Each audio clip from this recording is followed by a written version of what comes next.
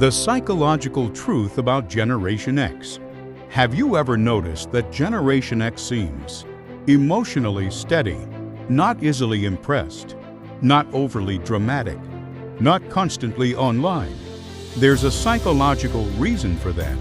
Generation X, often called Gen X, were born roughly between 1965 and 1980.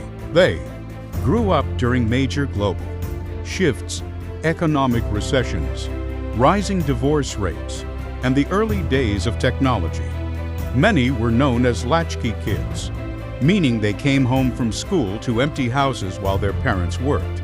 Psychologically, this shaped them. Research in developmental psychology shows that early independence can build strong self-reliance. When children learn to solve problems on their own, their brains strengthen neural pathways related to decision-making and emotional regulation. That's why many Gen Xers appear calm under pressure. They had to figure things out early. Another psychological trait, healthy skepticism. Grew up watching institutions fail, from political scandals to corporate downsizing. This environment built what psychologists call adaptive distrust, not paranoia, but a tendency to question authority and think critically. They don't automatically believe hype. They observe first. There's also emotional restraint.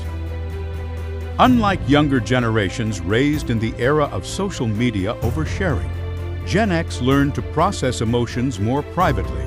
This doesn't mean they don't feel deeply. It means they were conditioned to handle emotions internally. Psychologists link this to higher emotional self-containment, a coping style developed in environments where vulnerability wasn't always rewarded. And here's something interesting. Gen X sits between two very different generations: the idealistic baby boomers and the highly connected millennials. This middle child position shaped their identity.